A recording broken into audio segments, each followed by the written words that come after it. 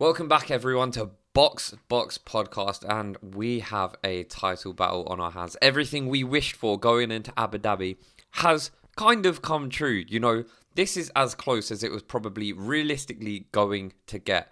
And Qatar provided a very entertaining weekend, so we have a lot to dive into today. But before I get into it, we are Box Pod, powered by Box Club, the best F1 widgets app on both the App Store and the Android Store. The Google Play Store, I mess this part up every time. But go check them out. It is a free to download widgets app and free to use up to a certain point. And then if you want certain features, you just pay. And we offer an exclusive discount code, which will be in the bio down below. Anyway, check us out on social media. We are Pod. You will find us at Box Clips on TikTok, where we do put out additional content. Anyway, I'm not going to hold you back anymore. Let's dive into this.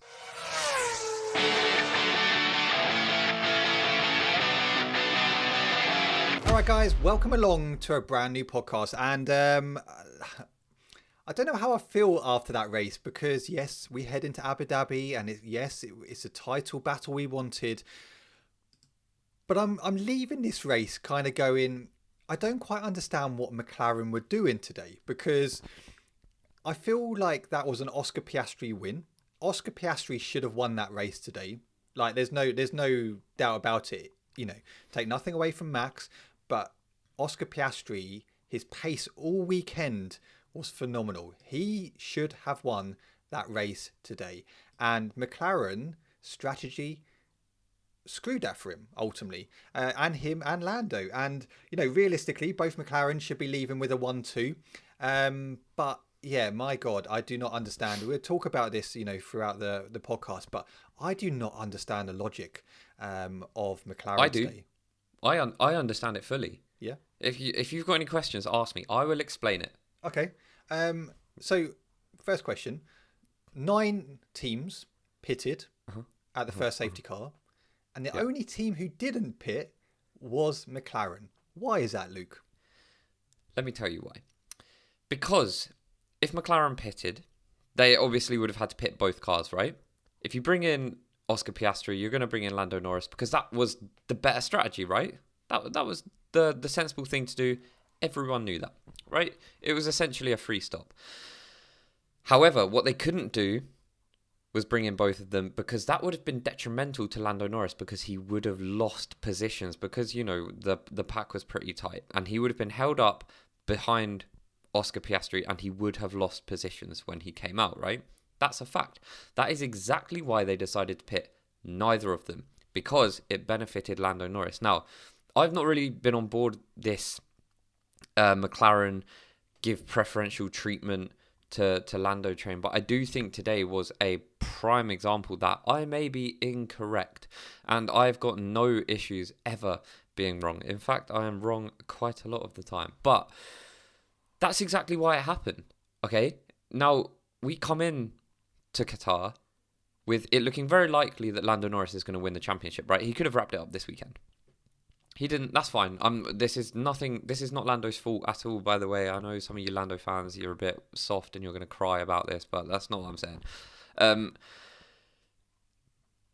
But Oscar Piastri was supreme all weekend, right? And Oscar Piastri is still able to win the championship. I'm talking about before we come into this weekend, right? So at no point, in my opinion, should we be giving preferential treatment to Lando Norris, right? If this was going to happen at any point during the season, you should have done it a while back when Oscar Piastri was absolutely killing it. But whatever went on behind the scenes to make Oscar Piastri forget how to drive happened, and we are where we are. Now,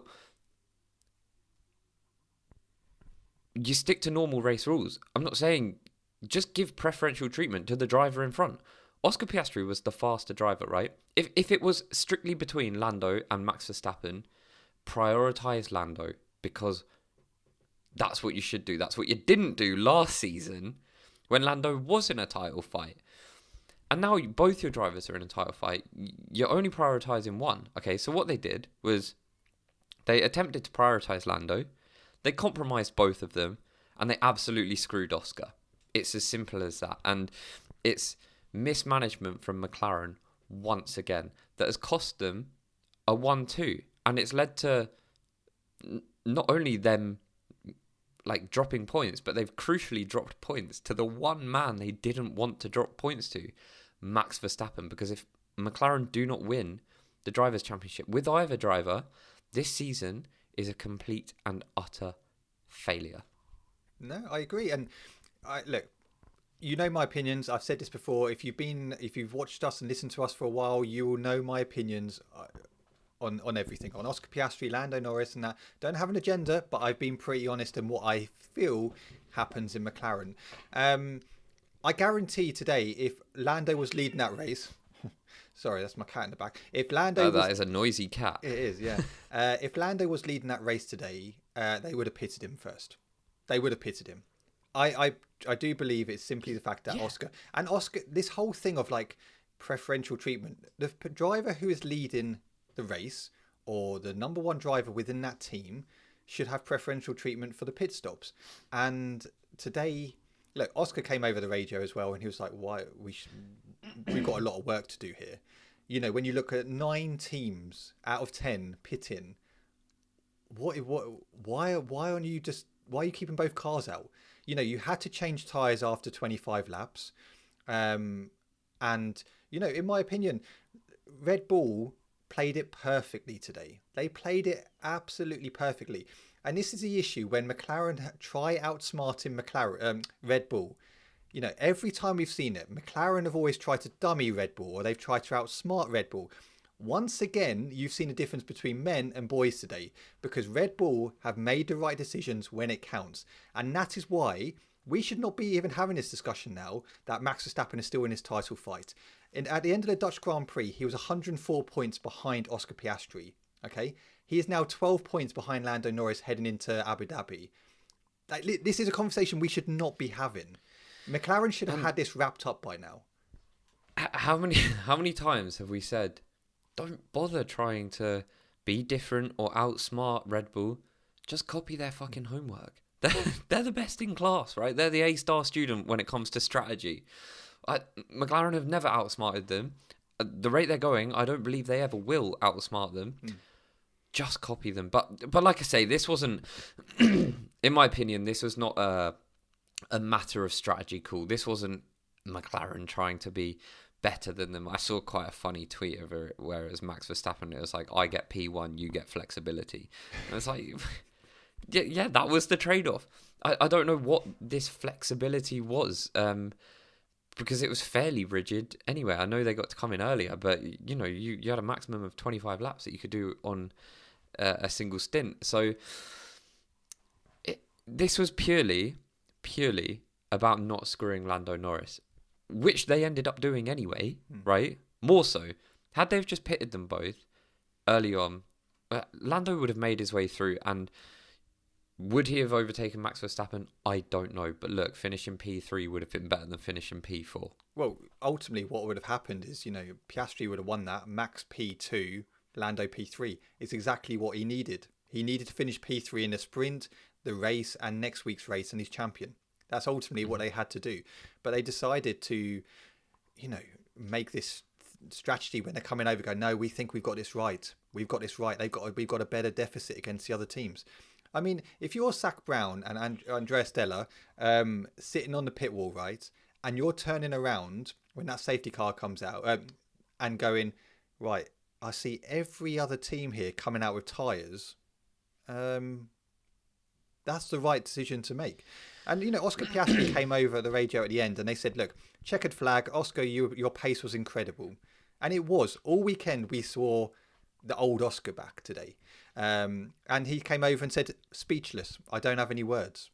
You know, I think, you know, this is just pure disappointment for McLaren. And if they go away from Abu Dhabi not being a driver's champion or having a driver's champion, my God, they got questions to answer, because like we've said before, winning the constructors is nice, but winning the drivers' championship is nicer.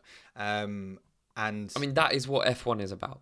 F1 is about producing world champions. No, look, and I get it from the team side of it, the engineers and everything being rewarded with that constructors championship, you know, is a great testament to all the hard work they put in. But you look at Red Bull, right? Red Bull have always got it right. They know, come 2021, who was celebrating more, Red Bull or Mercedes? If it was about the constructors, then Mercedes would have been punching the air with joy, but they weren't. It's about winning the World Championship as a driver. And, if you've built a car that is capable of winning a World Championship, that's what people remember, right? And McLaren will not look back at this era and think, oh, what a great period of time. If they don't win the championship this season, they're going to think, 2024, we were in with a good shot, messed it up a little bit. 2025, what the hell went wrong there? God, I don't want to think about that.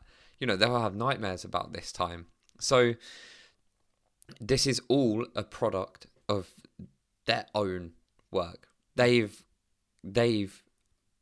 completely produced this mess themselves. And look, Lando is still going into Abu Dhabi as favourite, right? He was helped a little bit by Kimi Antonelli at the end of the race. I don't know what the hell went on there, but it was like Mario Kart, and I don't know whether Lando threw a banana skin at him or something, but all of a sudden he just slid a little bit and let him pass. But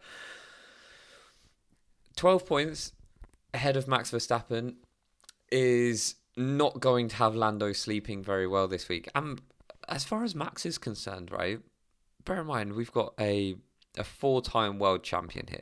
A consecutive 4-time world champion who knows what it takes to win a world championship under the greatest amount of pressure. If we're looking back to 2021, Max Verstappen is going to be sleeping like a baby this week. So he's going to be like, I spent most of this year thinking that I've got no chance. Even Brazil, we were like, yeah, look, this is not possible for Max. But we did say, if anyone's going to do it, Max is doing it. And now, he's heading into the final race of the season with a 12-point deficit. And granted, I know that means that something has to happen to Lando. It could also just mean that Lando suffers from bottling it, because we know Max won't. Max isn't going to turn up to Abu Dhabi and not perform. Okay, there's no fear there. Lando Norris might. Yeah, I mean, it's an interesting one, and Max today was brilliant, and Red Bull played it absolutely perfectly. And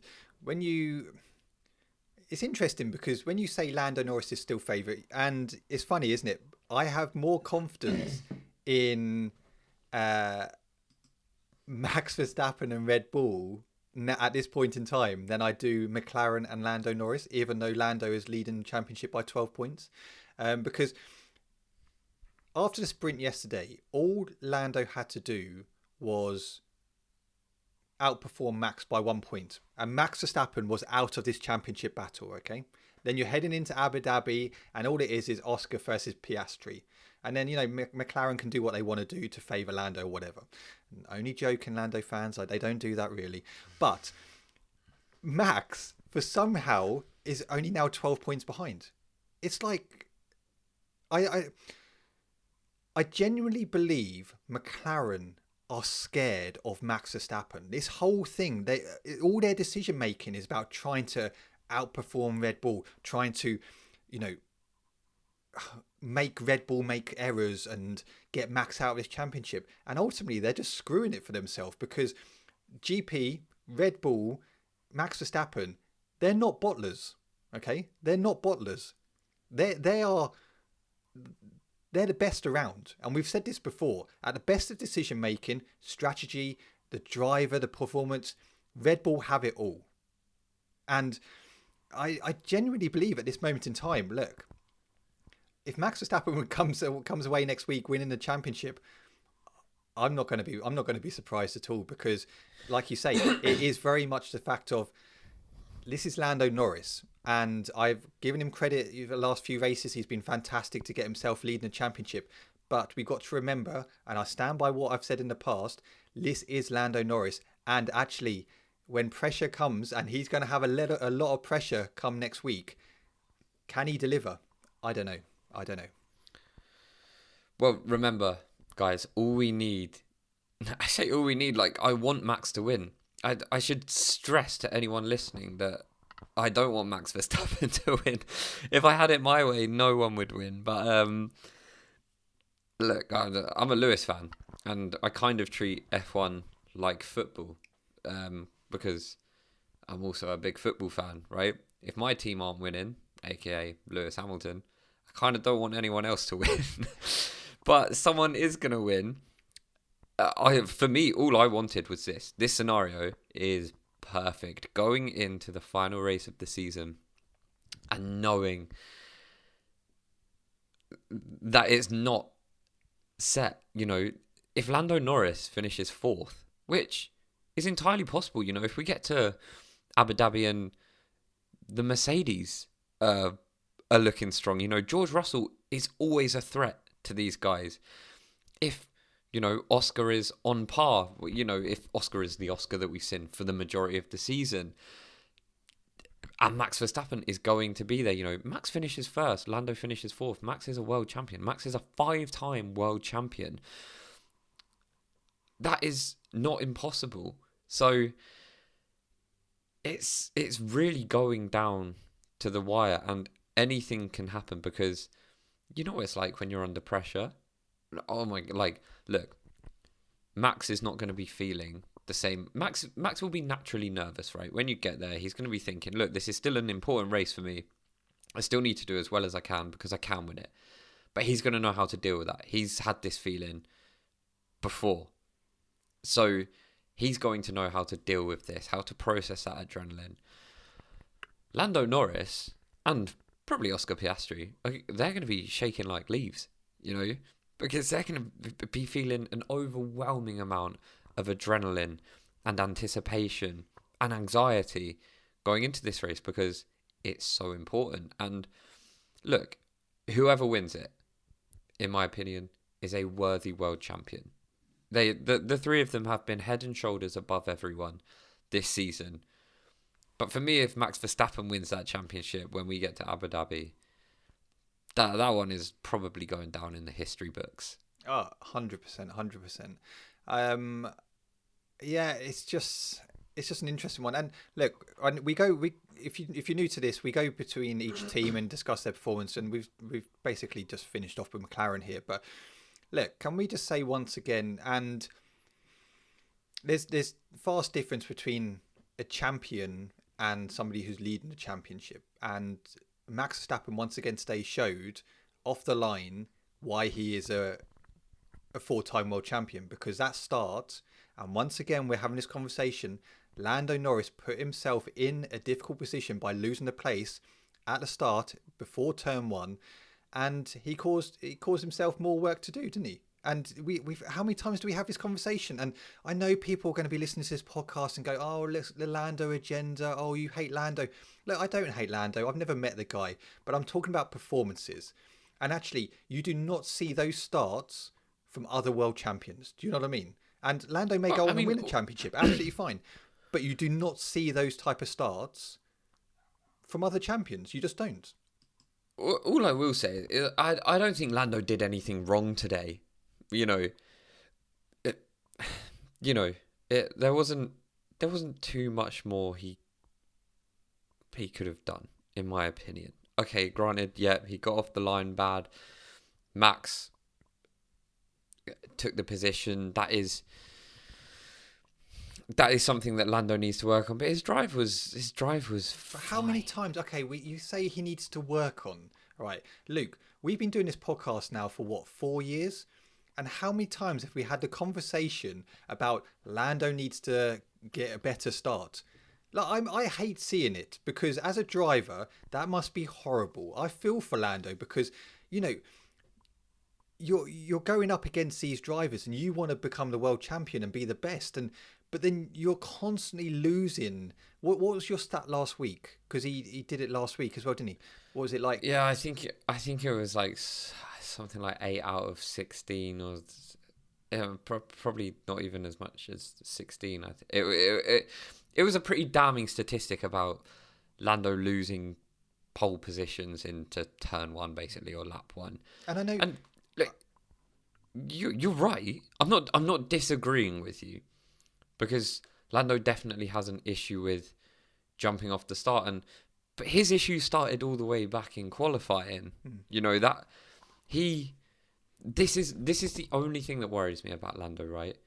I think Lando is very, very fast, but I fear that he has just got the bottle gene in him a little bit, where when that pressure is on, he gets shaky, he gets nervous. You see him making mistakes, simple errors. You know, it's rare we see Lando crash out and have like an absolute disaster, but it's little things that creep in. You're like, they are potentially the difference between you winning a world championship and not. You know, if Lando Norris had qualified P1, which was difficult, definitely, because Oscar looked so good, it would have been a vastly different race, because I think he would have held position quite comfortably. You know, I know we're touching on obviously for Lando at that point, but the team, the reason why they're in this situation and why Lando is under extreme pressure now heading into Abu Dhabi is obviously the disqualification last week. That hasn't helped. Again, that was a team error. We're looking a week later. The team's decision and the strategy has cost Lando and Oscar today. So, you know, McLaren have made some very good decisions over the years. Over the year, granted, you know, that's why they're the Constructors' World Champions, but it looks like it's starting to get a bit of pressure within the actual team itself. And, you know, you've said about, what was it, Will Joseph, about how he sounds over the radio, you know. But it's interesting because you put in the group chat earlier about Lando, and what I'm trying to understand, because obviously I couldn't listen to it all because I was out, but he said the engineer came over and said, you've gone back to what you were doing before. And Norris came over the radio and went, yeah, I'm trying. I need more help then, because I can't do it. Yeah, I find communications like that strange. Everyone's different. You might sit there, let me just adjust my camera a little bit. You might sit there and think, I don't know, I'm wrong for thinking that, but I stand by the fact that I think the communications between him and his engineer are always a little bit strange, and they don't fill me with if I was a Lando fan, right, and I was sitting there watching him, a lot of those conversations don't fill me with confidence. And I'm speaking from experience because I have to listen to Lewis speaking to Adami, so that is challenging. I just feel there's things like that make me question that dynamic, and it's kind of, I feel like I see that throughout the team. McLaren is such an unbelievable team, right? And they've done so well to drag this car to the front through this era. But there's something not killer about them. They're not killers. They're not ruthless. It's a little bit nice. It's a little bit like nursery versus secondary school. You know, one's a lot more brutal. No, agree. Do let us know. Well, one final question on McLaren, Luke, because obviously Oscar was fantastic this weekend, and yeah, I still stand by he should have won that race as long as the strategy worked. But say neither Norris or Oscar Piastri win the championship this year, okay? Say Max goes on and gets it next week. Mm-hmm. Is this Lando Norris's chance of winning a championship in the future gone? Is this his best opportunity? Will he get another opportunity like this? I mean, that's always a tough one, right? Because I can't predict the future, right? And your best opportunity is always going to be the opportunity that you're currently experiencing, if that makes sense. Like, of course, at this point, this is Lando's best opportunity to win a world championship. He's leading the championship as we head into the final race. It's all in his hands. All he needs to do is finish ahead of Verstappen and Piastri. But to be in that position, you have to be a very quick driver. You know, you don't get to the last race of the season as a bum and lead the championship. You have to be a very, very quick driver to be in this scenario. Now, the tricky thing with F1 is that you also need a car under you in order to be able to go on and win a world championship. Now, I would say based on recent history, you're not going to be... I'm talking like the last 15 years or so. You wouldn't necessarily expect McLaren to produce a championship winning car, right? You'd expect them to do better than they did in the start of the turbo hybrid era, or pretty much the whole turbo hybrid era, where they were basically winless. There was a very, very small handful in there. I think it might have even just been one, thinking about it. But if Lando Norris has the car, I think he's got every chance of winning a world championship next season, the season after. That if Lando Norris doesn't win the world championship this year, it would be hard to say it's because he's done something wrong, in my opinion. And people might disagree with that. People might say, well, he has bottled it. And I think that if he has an absolute howler at Abu Dhabi, I might look at it and think, yeah, you're not world championship material because you haven't got it in you. But if it's a very tight race, he just gets pipped to it by Max. I think, well, look, if Lando has a car, he'll have another opportunity. Yeah. Do you know what? Look, I've said my bits on Norris and whether I thought he was championship material, and if he goes on to win next week, I'm more than happy to stand corrected. I'm more than happy to say, do you know what, I got it wrong.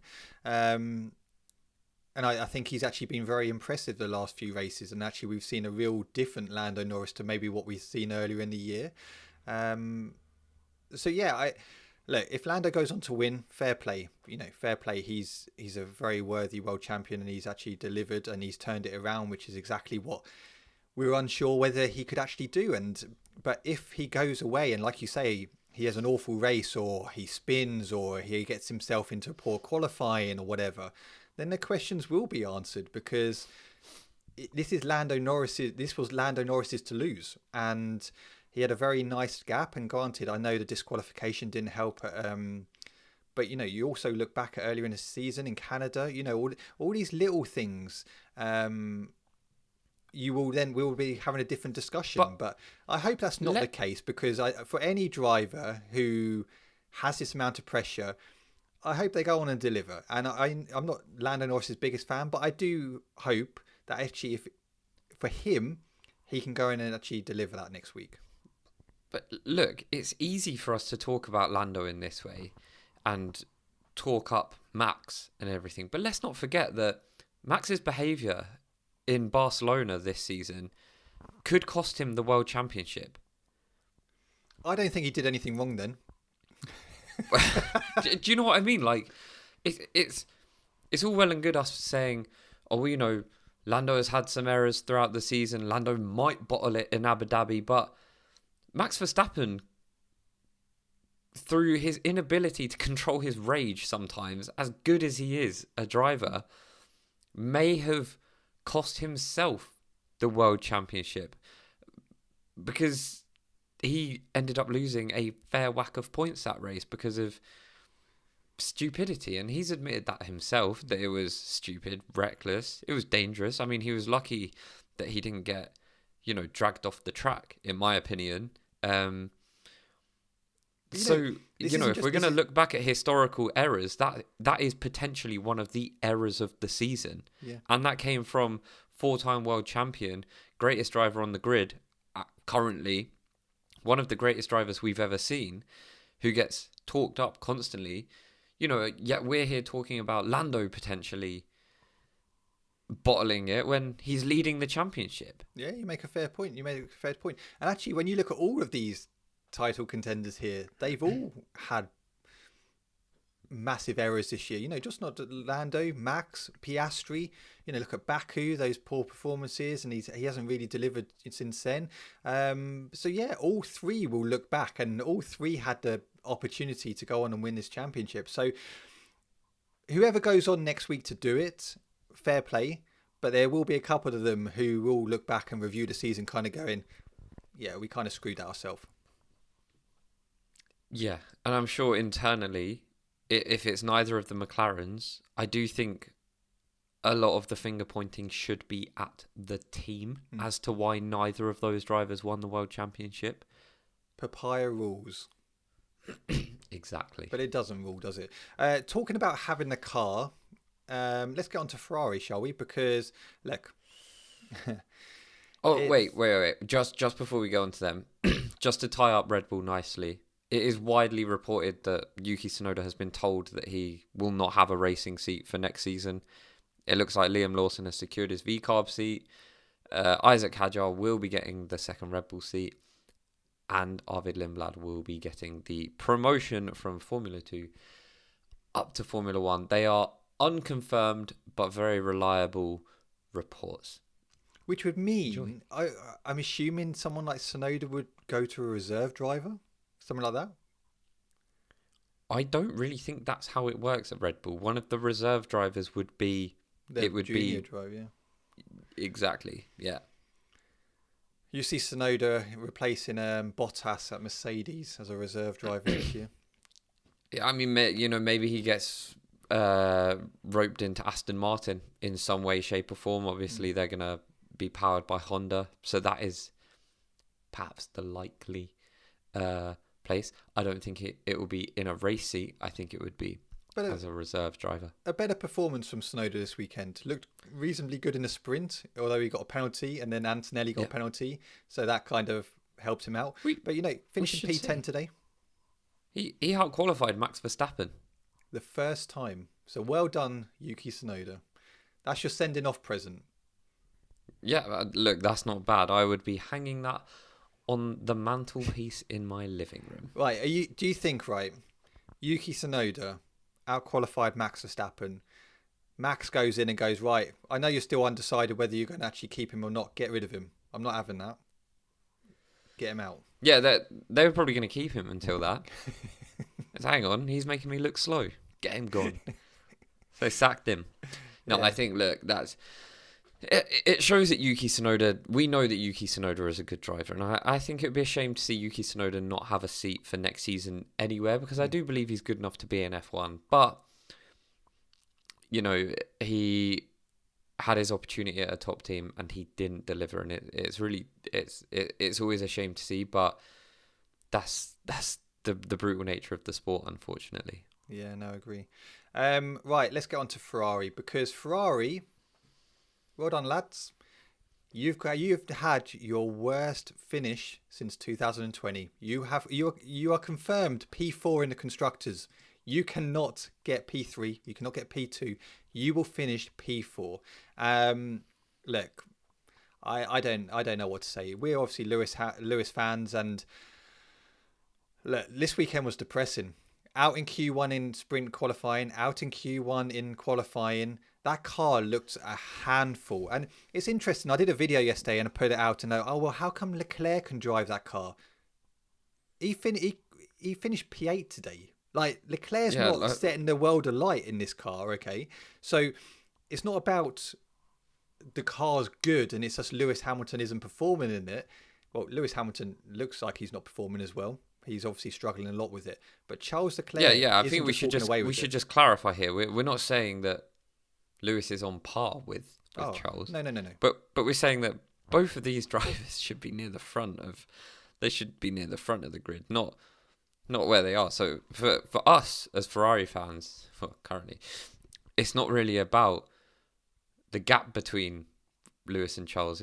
It's about why the hell are we not seeing either of them on the podium week in, week out?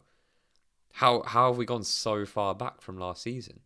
It's unbelievable, and but maybe it is to do with redistributing development into next year's car early on.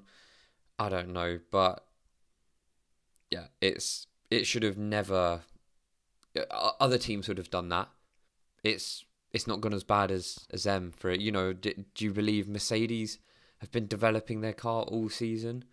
It's they've not really fallen off a cliff, but the Ferrari looks bad, and you're right, it's a handful to drive. It looks just shocking. If you haven't seen the onboard footage of Leclerc and Hamilton driving this Ferrari this weekend, go and watch it, because it is like they're wrestling an alligator. You know, Leclerc yesterday in the sprint just kept going off, didn't he? In the race today, it was just a handful. They couldn't even overtake, the Saubers. Hulkenberg overtook Leclerc very, very comfortably before he got taken out. And look, like I said, if Leclerc was outperforming him, and by Leclerc getting on the podium and Hamilton finishing P10, 11, 12, I'd be going, yeah, do you know what? Actually, there's a real issue here with Lewis Hamilton. And don't get me wrong, Leclerc has had better results this year than Lewis Hamilton, but this car is shocking. So I'm not overly worried about Lewis Hamilton not being able to deliver. I'm more worried about the performance of this car. And look, we need to get rid of this era of car very quick, because it is pretty shocking. It is shocking. But this is what I've been saying. When Leclerc fans and Lewis fans have been beefing each other online, we should be unified. We should be beefing Ferrari. How dare you give this car to two unbelievable drivers? You've got the greatest driver of all time and Charles Leclerc, who is worthy of a world championship, and you produce him with this, and then you have all the team stuff going on with, the man at the top who sits on a gold-plated seat saying that, the drivers essentially should shut up and just, drive the car because the team have done a very good job. And it's just not good enough, rather than seeing the bigger picture and thinking, actually, like, lads, this isn't good enough. Someone like that should be coming out and rallying that team and being like, look at who we've invested in. Charles Leclerc, Sir Lewis Hamilton. Get to work. And I'm not saying they're not working, by the way. I'm not saying that, the people at the factory, all the engineers, everyone from top to bottom at Ferrari, I can imagine is working extremely hard. But it goes back to the systematic issues that they've got, where it's all well and good. Do you know what I mean? Like, I could work... Yeah, you're a nurse, right? Or used to be, right? I could work 20 hours a day as a nurse. It's pointless if I'm not doing a good job. The hours that I'm putting in is irrelevant. The work that they're producing is not where it needs to be. And, I know we've said this so many times this season. Next year is going to be really, really important for Ferrari, because if they get it wrong, it's going to be another painful string of years for them. Talking of next year, obviously Lewis Hamilton this weekend you've probably seen his post-race interviews. He's in a bad place. Will we see Lewis Hamilton racing for Ferrari in 2026? Yes, 100%. I believe Lewis Hamilton will be at Ferrari next season. I think, unless the master plan was to come to Ferrari and win a championship with them this season, but they hadn't shown any, unless he'd been sold absolute lies by Fred Vasseur and co. There was no way he was ever going to win a championship this season. I don't think anyone, well, I think you were at some point, but that says more about you than anyone else. No, I mean, we were all living in like a little... I think, Lewis moved to Ferrari with the view of the next era of cars, because that's exactly what he did when he moved to Mercedes. No one thought he was going to Mercedes to win the 2013 World Championship. I don't think he expected it to be this bad, though. No. I'm sure he didn't expect it to be this bad. But ultimately, if Ferrari come out next year and they've got a car that is fighting for wins, everyone will forget about this season. All it's going to take is for a quick car for this season to be completely forgotten about. No one is going to care about it. And if we're seeing Lewis and Charles win races, if it gets to 2026 and we see Lewis and Charles win races, people will look at this season as a bit of a tactical masterclass, right? And that's how fickle the sport is and how razor thin the line that these teams do have to walk. And I know a lot of the time we come on here and speak like passionately as fans, like, "Wow, we fucking hate them. Like, why are they doing this?" But that's because we're fans. But like, if you look at it from a perhaps more impartial point of view, you know, people would look at this and say, well, yeah, like obviously Ferrari had a terrible season because McLaren still had to develop a little bit because they were going for a world championship. Red Bull had to continue to some extent because they were going for a world championship, and perhaps Mercedes felt like they had to because they wanted to secure P2 in the Constructors' Championship. I don't know what anyone's doing, right? I'm not there. But Ferrari, they took their foot off the gas in, I don't know, April, because they were just throwing the kitchen sink at next year's car. And I'm sure most teams did that, right? This is purely speculative. And all of a sudden it looks like a fucking masterclass, right? Are you telling me, right? If Lewis and Charles win, or let's just say Ferrari, if Ferrari win the first 5 races next season, even first 3, people are going to look at this season and be like, oh yeah, I get it now. That makes sense. That was worth it. You know, it's clear what they were doing. They just were, fuck this car, we're working on next year. And it will look like a stroke of genius. Or it will go the other way, where the first 3 races and Lewis and Charles are battling for P7 and P8, and everyone's like, yeah, we are just shit.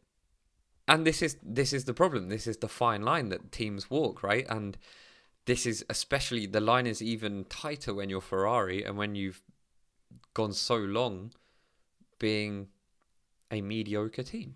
I get what you're saying, but I just think that actually this whole process of taking your foot off the gas to concentrate on you focus on the year you've got, and I understand we've got new regulations coming in, but this Ferrari team were fighting for the Constructors' Championship up until the last race of the season last year. They finished P2. For me, when you finish P2 and you've gone for that battle for the championship, I'd be thinking, do you know what? No, we've got a good chance of going on to win the Constructors next year. What do we need to do to also invest in this car? Not just take your foot off the gas and go, yeah, let's go for 2026, because it is a gamble, and yeah, it could be a stroke of genius, but it could also be, you know, you've missed a great opportunity here. And, you know, when you've got Lewis Hamilton, he hasn't even been on the podium this year. Carlos Sainz has been on the podium more this year than Lewis Hamilton. Do you know what I mean? And do you... Do you remember what Carlos Sainz said when he joined Williams? No. They won't see me on the podium or the top 5 this year, so don't get your hopes up. But at least they know I haven't come to Williams to just hang around or let the years go by. So, he lied to us. He lied to everyone, because we've seen Carlos Sainz on the podium twice, which is 2 times more than we've seen Sir Lewis Hamilton, who took his seat. But I don't think that's anything to do with Lewis. I think this is a Ferrari issue. Yeah. And, you know, I'm not being funny. It really doesn't matter if Charles Leclerc is finishing 9th, 8th, and Lewis is finishing 12th, 13th. You got bigger issues. Ferrari should be finishing first. You know, if Leclerc was picking up podiums week in, week out, and Lewis was finishing outside the points, vice versa, whatever, there you've got a driver issue. Right now you've got a car/team issue. So yeah, but don't worry. John Elkann said that the team and the engineers are, like, you know, on top form. You know, they're not doing anything wrong. Yeah, well, they've got good pit stops, so that is that's right. important. Let's get on to Williams, shall we? Carlos Sainz, well, what can you say? A P3. Again, a nice little tactical masterclass by Williams, making the right decision. McLaren should take a leaf out of their book. But, you know, Carlos Sainz P3, Alex Albon P11. Look, Carlos Sainz is performing well, and he drove superbly today. Yeah, Carlos Sainz is really finding his feet at this Williams team. I don't think anyone ever doubted Carlos Sainz's ability. No one ever thought, oh, why have Williams gone for Carlos Sainz? Everyone thought, why has Carlos Sainz gone for Williams? You know, and I could not be happier, by the way, that it's working out for both Carlos Sainz and for Williams. And I want to see them continue this momentum into next season, because they've got a great driver partnership, and they've got a really good thing going on there. You know, Carlos Sainz and Alex Albon are going to finish 9th and 8th in the championship. You know, it's very, very, very unlikely that Isaac Hadjar is going to be able to get enough points to finish ahead of Carlos Sainz now, and that's remarkable. Do you know what I liked about Williams? And this is something, again, Ferrari could probably take a leaf out of Williams, and and you saw it last year when Carlos Sainz was always trying to like go, well, why don't we do this? Why do we got this opportunity? We need to go for this. We need to go for that. And he was never really listened to. And I suppose that's what kind of an issue which Ferrari continue to have till this day. But over the radio today, he was talking to his, engineer and going, we need to go for this. Let's go full pace. We got this. Let's push for this. We've got a great opportunity here. And the team are just working in unity. And it's so nice to hear a race engineer and driver just on the same page, if that makes sense. It's nice to actually listen to a driver and a team go, yeah, okay, let's go for this. We've got nothing to lose. This is what we're going to do. That's what we're going to go for. And the driver is being listened to, and they come out with a fantastic P3, and Carlos Sainz and the team are, obviously delighted with that. So, it is a difference from what he had in Ferrari. I don't think anyone's watched Carlos Sainz get up on the podium this evening and thought, God, I hate that guy. I think everyone's going to be very happy for them and Williams. And, we've spoken about Carlos Sainz a lot this season because he started the season pretty poorly, but we know the struggles of going to a new team, etc. But we expected him to comfortably beat Alex Albon. And I would say, if we had the second half of the season again, as in, he would, because he's looked very, very strong. Now he's really settled in. So it was also really difficult for him coming into this season, having, unfairly lost his seat at Ferrari. Carlos Sainz wasn't a driver that deserved to lose his seat. And I think, even Ferrari knew that. He'll know that. He didn't lose his seat for any other reason, that it was Lewis Hamilton that they had picked up, right? So again, you've got to imagine how tough that must have been to take mentally, and for him to, come out and smash the season with 2 podiums in a Williams, by the way, right?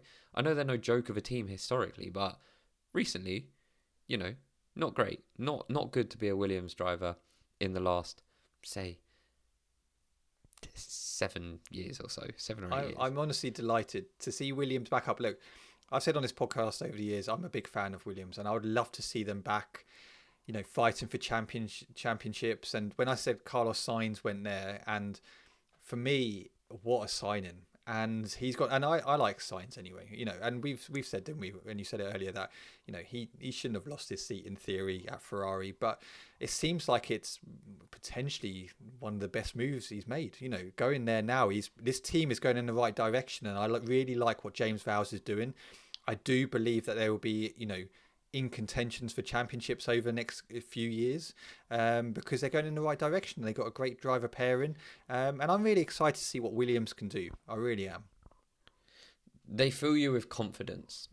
That's the biggest compliment I can give them. More than we can say about Ferrari. But anyway, and that's enough about Ferrari. Stop going on about it, Luke. Let's go on to Mercedes. Antonelli, P5. Maybe should have been a P4. And George Russell, P6. Luke, I'll hand this over to you to have your say about Kimi Antonelli, okay? I don't understand it. It almost looks fucking rigged. Like it genuinely does. I don't know if you've watched it back. I don't know if Lando's slipping him a 20 after the race or anything, but because I know Kimi's young, so a bit of pocket money, he can go buy some sweets from the shop with it. But that was outrageous. Yeah, it was so timing wise. It was so that's got to be a setup. He's got to be in on that. He's got to be. But yeah, just a really strange sort of error from Kimi Antonelli, and it gifted Lando that position, which made our title battle a little less pressureful. I don't think that's the right word. Going into next week, but nonetheless, look, Kimi Antonelli, I think again is someone second half of the season. He has really ramped it up. He's looked so much stronger than, he was quite nervy when he came in, but he's young. He's 18. I just made a joke about him buying sweets from the shop. So he didn't get a hard time at the start of the season, I wouldn't say. I think that would be giving him way too much slack. He definitely had some question marks raised about the hype around him. But I think Kimi Antonelli is really coming into his own now, and I don't think the gap between him and George Russell is going to be as large as it was this season. I stand by what I said, that all the while George Russell is at Mercedes, he's going to be the number one driver. I don't think that really matters who his teammate is at this stage of his career. I think George Russell is a world champion.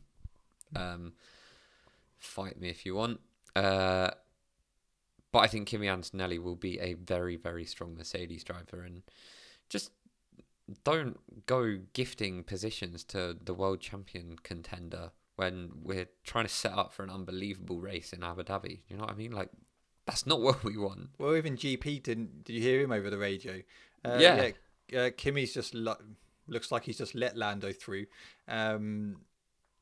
which is just mental in itself. But yeah, it looks like he just had a snap of oversteer, lost it, and then all of a sudden Lando was just kind of going, yeah, thank you very much. Easy overtake.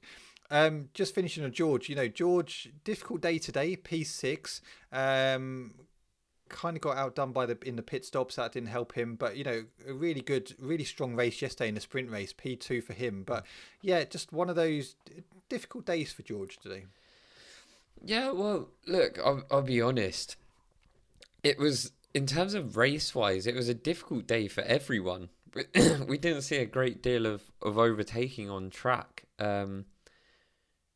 Even Lando couldn't overtake Kimi until he made that mistake. And yes, we saw two overtakes, Max on Lando and Lando on Kimi. So we saw two overtakes today. What are you on about? 57. Yeah, and we had Nico Hülkenberg overtake Charles Leclerc, and then we had Pierre Gasly crash into him. But yeah, it was one of those races where it became very settled, and it was kind of like, yeah, nothing's happening here. They're just gonna finish like this, aren't they? Theme of the season. It also didn't. I fucking said it wouldn't help, and it didn't. All this pit stop thing meant is that everyone came in at the same time, which granted made it a little bit funny because it was like, holy fuck, okay, everyone's in the pits.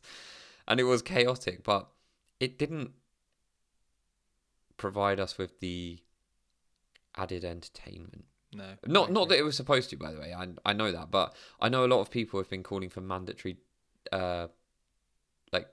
two pit stops to spice it up, and I've said for the longest time that is not going to do it, and I hope this proves the point. What it will do is give us exciting pit stops, because it was hilarious, like I said today, all 20-ish drivers or whatever coming in to pit at the same time was funny, but yeah, it's not going to give us the strategy battles that we really want in the sport. No, agree. Aston Martin, Alonso, nice little P7 today. Lance Stroll, yep. P17. Strong weekend from Fernando. Yeah, he was unlucky that he got that little spin as well late on. He was then also lucky that Isaac Hadjar had a puncture.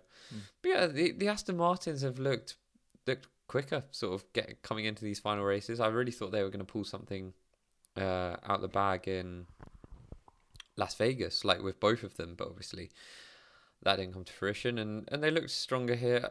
I mean, Lance DNF'd, but that's besides the point.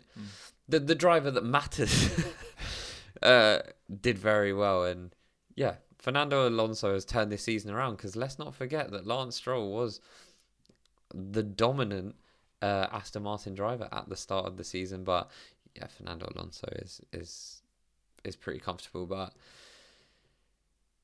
it's just, yeah, Aston Martin, they've obviously made the change. They've got Adrian Newey in as team principal, which I find personally a strange decision. I've, you know, I think he should focus on building and designing cars. Personally, that's just what I think. Do you think Lawrence Stroll has kind of gone, look, oh crap, we're paying him a hell of a lot of money here, and actually when I'm going into the office, he's spending the 2 or 3 days actually just sitting on the sofa catching up, with Stranger Things or whatever. We need to give him another job. Kill two birds with one stone. Yeah, I mean, he's probably not got a pay rise for this because he was earning enough anyway. He's probably just said, I'm going to get you to it. Can you imagine you turn around to run the team as well? I'm happy to become team principal, but I'm going to need a bit more money because I don't think what you're paying me is enough. All right. Yeah, it's not enough. Yeah. I'm barely able to put food on the table with what I'm earning at the moment. So if I'm going to be doing more hours, I'm going to need some more dough. Yeah, no. Exactly. I think. I need a new notepad. All right, the money goes to my notepads. Come on, lads. Is that a gimmick? Is the notepad a gimmick? Can someone tell me? Is it a prop that he walks around with just, to look? Oh, that's his notebook. That's where all his secrets. He's got a fucking iPad at home. Everything's in the iPad. That probably just has the fucking password to his bank details in, so he doesn't forget them. It just has stickman drawings. Yeah. He's probably got writings in there just mocking everyone who thinks it's got all his drawings in. They've got absolutely... It's his shopping list. That's what it is. He's got nothing in that notebook. It's a gimmick, I'm telling you. It's his Ocado shopping list that he has to send to his wife. It's all for show. And now he's team principal. Is he going to have enough time to worry about the car? I don't know. And if it's a case of he's team principal and he's just delegating the other things because he needs to focus on the car, then surely just get a team principal. I don't know what the rules are. I don't know why they've selected him to be team principal. Unless there's a reason in that they want him to have ultimate freedom forever, but it's never stopped him creating a good car before. No. So I don't know why you look to change up the system now, but yeah. Interesting one. Hopefully they can find a little bit of stability because they are going through team principals like they're going out of fashion. All right, let's quickly finish off on the other teams. Alpine, look, I'm going to skip over that. Pierre Gasly, I would say it's a racing incident with Hülkenberg, but it's Gasly's fault. It's your fault, mate. It's your fault. It is your fault. I don't want to talk about Alpine. There's nothing nice. There's nothing nice to say about them. Yeah, just do better next year, guys. Look, I say that from a place of no hate. I want to see every team performing. I'd love it if we had a different team winning every single week. I know that's never going to happen, but come on, Alpine, sort your shit out. RBs, Lawson P9, Isaac Hadjar P18. Obviously had that puncher, which was disappointing for him. But yeah, Liam Lawson, another a few points for the team today. Yeah, I think RB will be relatively happy with how their season has been. Isaac Hadjar, again, he was just unlucky, wasn't he? Yeah, I mean, look, it's one of those things that happen. I'm sure he'll be looking over his shoulder. He's got a couple of experienced drivers on his tail in that championship. But again, picking up sort of those points differences is going to be difficult. But I think Fernando Alonso is probably who he's got to worry about maintaining his P10 in the standings. But yeah, look, props to the Racing Bulls. They've had a really good season in my opinion. Especially, they have to deal with the chaos of kind of dealing with like whatever Red Bull throw at them. They had to deal with that early on, and then Liam Lawson didn't exactly hit the ground running when he came back to that team, understandably. But they've done really well, and I think Liam Lawson has ended the season strong. Isaac Hadjar's had a fantastic season, and it's going to be a shame to see him leave that team. But you're not going to turn down Red Bull. And that's the whole reason he's at Racing Bulls, is to ensure that he gets that Red Bull seat. So yeah, they'll be delighted with how the season's gone, and they'll be happy with this weekend. They'll just feel a little bit hard done by with the puncture. Yeah. Sauber, Bortoleto P13, Hulkenberg obviously DNF'd with that accident. Unlucky for Hulkenberg, because I actually think he was on for points, huh? The Hulkenberg was looking rapid. He was on for some good points today, so it was disappointing. He'll be very gutted with that. But yeah, unfortunate. It was, one of those. But Bortoleto, P13 wasn't really anywhere today. The Sauber, apart from Hulkenberg, it was a missed opportunity for Hulkenberg today. Yeah. In my opinion, not a lot he could have done about it. I thought Gasly was a little bit naughty going into the corner, his movement and the braking, and then I think Hulkenberg gave him a lot of room, and Gasly just obviously tried to run him off the track, but ended up running into him. And I think both are poor. You shouldn't be running drivers off the track. That's not what we want to see, and we certainly don't want to see them crashing into each other. But I wouldn't say that's a common Pierre Gasly thing to happen. It's just unfortunate, and that it will go down as a racing incident, and it is a racing incident. I just think Pierre Gasly was at fault for it, personally. Yeah, no, I agree. Finally, Haas, Ocon P15, Behrman, they ended up retiring the car. God knows what. It's really weird, that pit incident. The green light came on, but his rear wheel was still up on the jack. It was just very, very strange. And you saw the frustration in the car afterwards when he was finally released from the pit stop. But yeah, disappointing weekend for Haas. Oh my God. I just choked on my spit. It is... But again, Haas are one of those teams that are going to look at this season and be like, well, okay, a bad weekend. Yeah, but it's been a good season. I think the one thing that they are probably going to be upset about is that I think they've probably now...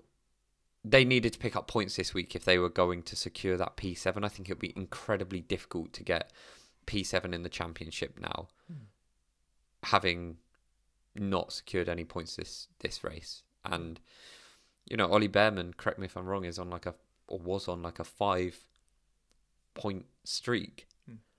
So they were probably anticipating points when they arrived here. But yeah, Haas, I'm convinced Haas are going to look at this season and think, not bad. Do you know what I mean? No. We're not disappointed with that. If they got P7 in the constructors, I actually think they'd be over the moon with this season. Well, Ollie Behrman's 9 points clear from Ocon. He's had a fantastic season, and you were more than me, but we were uncertain how he was actually going to perform. But he's done a phenomenal job, and out to perform, an experienced driver like Esteban Ocon in your first season is no easy feat, and he's done it reasonably comfortable, isn't he? Yeah, Ollie Behrman is, certainly in that conversation for rookie of the season. I agree. Right, let's just finish off on the driver standings. I won't go through it all, but Lando Norris is on 408 points. Max Verstappen after today's win is 396. Oscar Piastri 392, and then you got George Russell, Leclerc, Lewis, and Kimi. Kimi would have been on joint points today with Lewis Hamilton had he not, moved out of the way for Lando. Only joking. The constructors, McLaren obviously are on 800 points. Mercedes are P2, 459. Red Bull 426, and Ferrari on 382. Williams P5, RB's P6, Aston Martin P7, Haas P8, and Kick Sauber 9th, and Alpine 10th. Just quickly, Luke, obviously head into next week. Who's your top 3 for the Abu Dhabi Grand Prix? Do you know what? I'm not going to do a top three. Because I've got a better question. Who is going to be world champion?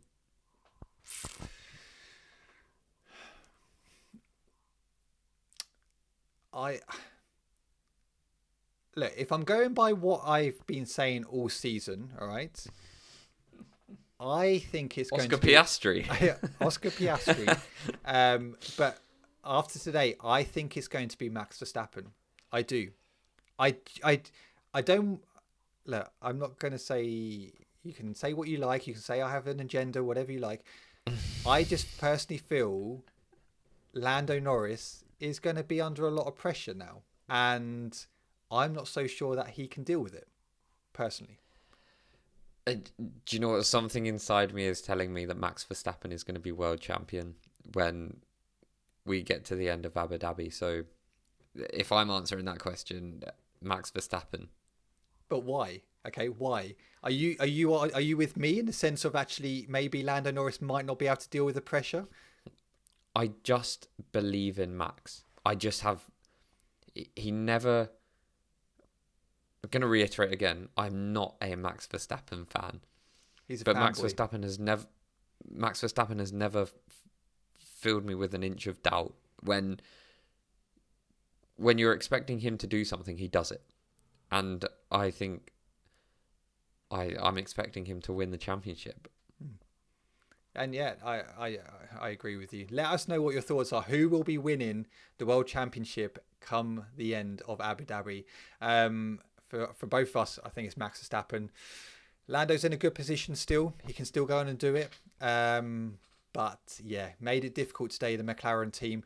Do let us know what your thoughts are on all the podcasts. Do let us know what your thoughts are on the Qatar Grand Prix. We'll be back next week reviewing the Abu Dhabi Grand Prix for the final race of the season, and we will finally know who is world champion. Will it be Lando? Will it be Oscar? Or will it be Max Verstappen? Thank you for watching. Thank you for listening, and we'll be back next week. Have a good week, and we shall see you later. Bye-bye.